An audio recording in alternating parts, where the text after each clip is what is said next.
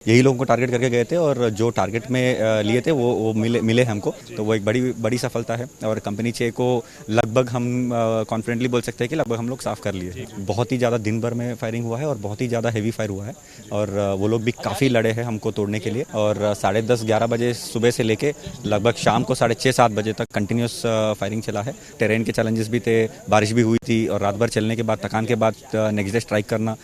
हमारे साथ additional SP Dantewada S Rajnola sir मौजूद हैं और ये खुद इस ऑपरेशन को लीड कर रहे थे। छत्तीसगढ़ की सबसे बड़ी सफलता में से एक इस ऑपरेशन में पुलिस मान रही है इसको। सर, किस तरह से ये ऑपरेशन हुआ, संक्षेप में बताइए कि आप लोगों ने कितने दिन के लिए इसका किया, कैसे आपको इनपुट मिला और जो लोग के शव बरामद हुए हैं क्या ये सभी ही टारगेट थे? इसी इनपुट पे आप लोग हम लोग लगभग कंपनी 6 के इनपुट में गए थे। इनपुट अभी कहाँ से है ये क्या है मैं पूरा तो नहीं बता पाऊंगा, लेकिन लगभग सटीक इनपुट था हमारे पास।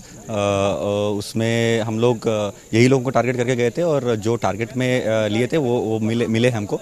और अभी शिनाख्ती हो रही है, जैसे अभी वरिष्ठ अधिकारी बोले हैं सभी, अभी शिनाख्ती और हो रही है। हम लोग लगभग 2 दिन के हिसाब से ऑपरेशन प्लान करके गए थे और परसों रात को हमने चलना चालू किया और कल हमारा मेन ऑपरेशन स्ट्राइक था, जिसमें हम लोग सुबह से लेके सुबह हम लोग लगभग हमारे टारगेट एरिया में पहुंच गए थे और 10:30-11 बजे सुबह से लेके लगभग शाम को 6:30-7 बजे तक कंटिन्यूस फायरिंग चला है। अलग अलग जगहों पे जहाँ पे हमने टारगेट किया, हर जगह पे फायरिंग हुआ। जिस हिसाब से वेपन्स की उपलब्धि है उसी से आपको समझ में आ जाएगा कि कितना ज़्यादा फायरिंग हुआ होगा। बहुत ही ज़्यादा दिन भर में फायरिंग हुआ है और बहुत ही ज़्यादा हेवी फायर हुआ है और वो लोग भी काफ़ी लड़े हैं हमको तोड़ने के लिए।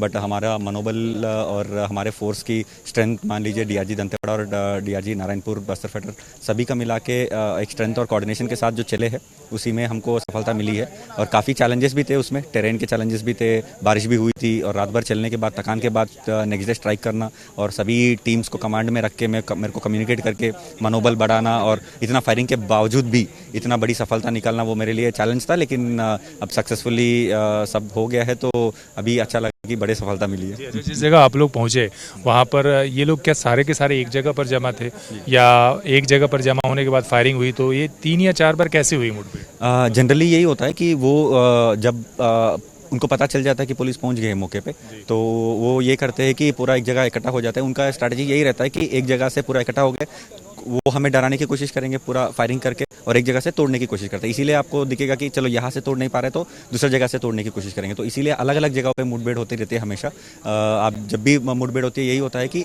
पहले एक जगह जमा हो जाते हैं और पुलिस को तोड़ने की कोशिश करते हैं। अगर वहाँ से तोड़ नहीं पा रहे तो दूसरी जगह कहीं से उनको ये लगता है कि कहीं से वीक स्पॉट मिले जिसमें से वो तोड़ के निकल पाए, तो वो इसीलिए अलग अलग जगहों पर फाइटिंग होती रहती है। और इसमें हमारा ये था कि इस बार सभी जो जवान गए हैं, सभी जो अधिकारी गए हैं, वो एकदम दृढ़ता से अपना मजबूत बना के वार्ड लेके रखे थे, तो इसीलिए कहीं से वो तोड़ नहीं पाए। और इसीलिए हमको आज 31 बॉडी और इतने बड़े बड़े कैडर का अभी पूरा शिनाख्ती नहीं हो गया, इसलिए मैं आपको पूरा नहीं बता पा रहा हूँ। बट इतना बड़ा कैडर अभी है, कैडर अच्छे खासा कैडर है। एसजेडसी रैंक के ये है, नीति तो कंफर्म हो गया है, तो वो एक बड़ी सफलता है। और कंपनी 6 को लगभग हम कॉन्फिडेंटली बोल सकते हैं कि लगभग हम लोग साफ कर लिए। कंपनी 6 का लीडर भी नंदू नाम का है और अभी बस पता चल रहा है कि उसका भी शायद वो भी मर गया है इस मुठभेड़ में। अब वो कंफर्म नहीं है, तो इसलिए मैं उस पर ज़्यादा कुछ बोल नहीं पाऊंगा। जी सर, वेपन काफ़ी बरामद हुए मौके पर, तो ये अगले दिन सर्चिंग में आप लोगों ने बना? हाँ, जो सर्चिंग में ही मिलता है जनरली।